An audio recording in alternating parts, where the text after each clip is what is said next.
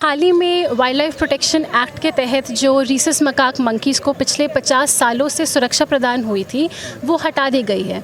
तो आज जैसा आप देख सकते हैं पीटा इंडिया के सपोर्टर्स आज मंकी कॉस्ट्यूम्स पहन के प्राइम मिनिस्टर नरेंद्र मोदी जी से रिक्वेस्ट कर रहे हैं कि इन वल्नरेबल मंकीज़ को इनकी प्रोटेक्शन वापस दी जाए, क्योंकि ये बहुत ज़रूरी है उनके खुद के वेलफेयर के लिए, लोकल इकोसिस्टम्स को मेंटेन करने के लिए एंड पब्लिक हेल्थ बेनिफिट्स के लिए। तो अगर हम अब इनके खुद के भले के लिए सोचें, यहाँ से इनको कैप्चर करके अपनी फैमिली से दूर करके इनको एक्सपेरिमेंटेशन के लिए यूज़ किया जाएगा, बहुत क्रूल टाइप के एक्सपेरिमेंट्स इन पे होते हैं, या फिर खाने के लिए इंडस्ट्री में यूज़ होगा। हांगकांग, जापान, साउथ अफ्रीका, ये सब बहुत सारी कंट्रीज़ हैं जो कि मंकी मीट खाते हैं। तो ये सब इन सब चीज़ों का रिस्क बढ़ने के चांसेस हैं।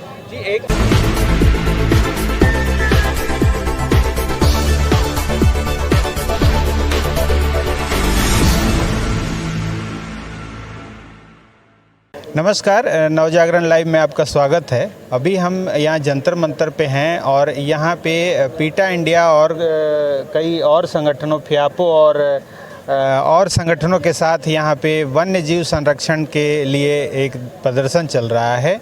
और हमारे साथ डॉक्टर अंकिता जी हैं, इनसे जानते हैं कि क्या विशेष मांग है इनकी। जी बताइए, स्वागत है आपका। Thank you. तो हाल ही में वाइल्ड लाइफ प्रोटेक्शन एक्ट के तहत जो रीसस मकाक मंकीज़ को पिछले 50 सालों से सुरक्षा प्रदान हुई थी वो हटा दी गई है।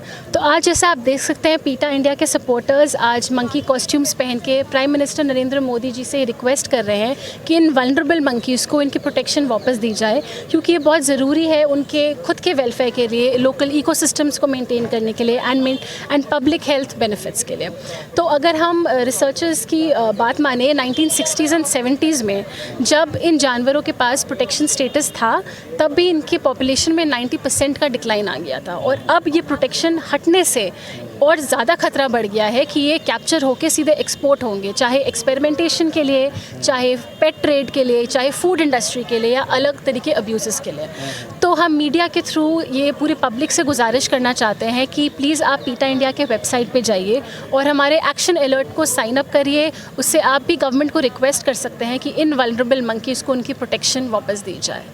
तो ये जो स्पेशल इनकी प्रजातियां हैं, ये बंदर भारत के किन शहरों में हैं? मतलब पूरे सभी जगहों पे है? सर ये इंडिया का ही नेटिव मंकी है, इंडिजिनस है। जैसे उत्तराखंड के कुछ शहरों में ज़्यादा मिलता है, महाराष्ट्र, मध्य प्रदेश साइड ज़्यादा होता है, बट उनकी लोकल पॉपुलेशन थोड़ी थोड़ी शहरों में भी होती है। तो इन पे से प्रोटेक्शन हटने से वाकई ये अगर प्रोटेक्शन हटता है तो इनके लुप्त होने का खतरा बढ़ जाएगा, और इसके लिए ये प्रदर्शन है। तो सरकार की तरफ से कोई आश्वासन आप लोगों को मिला? सर अभी तक तो नहीं मिला है, बट हम पूरी उम्मीद करते हैं कि मीडिया की हेल्प से हमारी आवाज़ उन तक पहुंचेगी।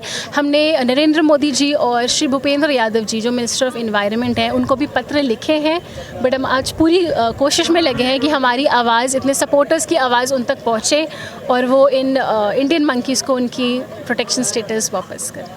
चलिए, तो ये एक इंडियन जो मंकी है, स्पेशल किस्म की प्रजाति है जो पहले से ही काफ़ी कम थी, और इस पे जब प्रोटेक्शन हटा दिया गया है तो इन पे खतरा मंडरा रहा है। अभी एक जैसे चर्चा पिछले दिनों हुई थी चाइना को लेके कि चाइना काफ़ी मंकीज बाहर से वो इंपोर्ट किया था, तो इस तरह के खतरे से आप लोग ज़्यादा वो कर रहे हैं? जी बिल्कुल सर, बहुत सारी इंटरनेशनल कंपनीज़ हैं जो कि ऑलरेडी इलीगल ट्रैफिकिंग करती हैं साउथ ईस्ट एशियन कंट्रीज से मंकीज़ का। इनफैक्ट एक कंपनी है लैबकॉप अमेरिका करके, जिसकी ऑलरेडी इंडिया पे नज़र है, और पिछले साल ही wild life crime control bureau ने एक मेमो भी इशू किया था अपने स्टेक होल्डर्स को कि ये कंपनी इलीगल स्मगलिंग करने की कोशिश कर रही है।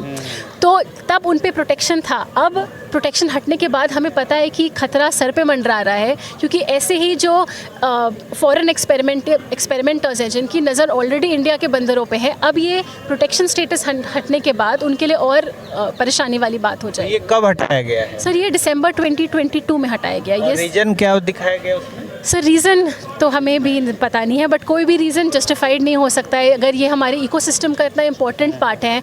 ये हनुमान जी के भी अर्थली रिप्रेजेंटेटिव्स हैं, इंडियंस के इनके साथ रिलीजियस सेंटिमेंट्स जुड़े हुए हैं, लोकल पॉपुलेशन के लिए हेल्प करते हैं, और अब इनके खुद के भले के लिए सोचें। यहाँ से इनको कैप्चर करके अपनी फैमिली से दूर करके इनको एक्सपेरिमेंटेशन के लिए यूज़ किया जाएगा। बहुत क्रूल टाइप के एक्सपेरिमेंट्स इन पे होते हैं, या फिर खाने के लिए इंडस्ट्री में यूज़ होगा। हांगकॉन्ग, जापान, साउथ अफ्रीका, ये सब बहुत सारी कंट्रीज़ हैं जो कि मंकी मीट खाते हैं। तो ये सब, इन सब चीज़ों का रिस्क बढ़ने के चांसेस हैं। जी, एक तरफ जो सरकार है वो काफ़ी धार्मिक जो आस्था से जुड़ी जितनी चीज़ें हैं उनको बढ़ावा दे रही है, उनका सपोर्ट कर रही है। खुद जो बीजेपी भारतीय जनता पार्टी है उनका संगठन है बजरंग दल, जो इनके उस पे बना हुआ है, और उन्हीं की सरकार में ऐसा जो फैसला आ जाएगा इसकी उम्मीद तो नहीं की जा सकती। सर, उम्मीद तो हमने भी बिल्कुल नहीं करी थी, इसलिए जब ये दिसंबर में एक्ट पास हुआ था हमने सोचा भी नहीं था कि ये चीज़ होगी। बट हमने कुछ 1-2 महीने बाद वो एक्ट पढ़ा तो हमको भी बहुत बुरा लगा ये सोचकर कि जहाँ पे हमें लोकल पॉपुलेशन को बचाना चाहिए, मेंटेन करके रखना चाहिए। जैसे हम काऊ के साथ हमारे रिलीजियस सेंटिमेंट्स हैं, काऊ के लिए हम लोग उनको अपनी माँ की तरह मानते हैं और उनका ध्यान रखते हैं, तो वैसे भी जानवरों को, जिनको भी हम लोग एक भगवान का ही दर्जा देते हैं। आप एलिफेंट को देखिए, गणेश जी, आप मंकीज़ को देखिए, हनुमान जी। तो रिलीजियस सेंटिमेंट्स भी अपनी जगह बहुत ज़रूरी है, बट उनके, अगर हम उनके वेलफेयर के लिए बात करें, पब्लिक हेल्थ की सेफ्टी के लिए बात करें, इन सब पैरामीटर्स के हिसाब से भी बहुत ज़रूरी है कि इनको प्रोटेक्शन वापस दी जाए। जी, तो ये जैसा कि आपने सुना, और ये बात सही है कि इस पर्यावरण को संतुलित करने के लिए हर जीव जंतु का होना ज़रूरी है, और ये जो सरकार है वो ऐसे जो धार्मिक आस्थाओं से जुड़ी जितनी चीज़ें हैं उनका ख्याल रखती है और काफ़ी सपोर्ट करती है। ऐसे में इसी सरकार द्वारा इनके सपोर्ट को हटा लेना ये काफ़ी एक चिंताजनक है। हम उम्मीद करते हैं कि इन संगठनों की जो मांग है उस पे मोदी जी विचार करें और विचार करके पुनः उसको सपोर्ट के दायरे में लाएं। जी, बहुत thank you so much. Thank you.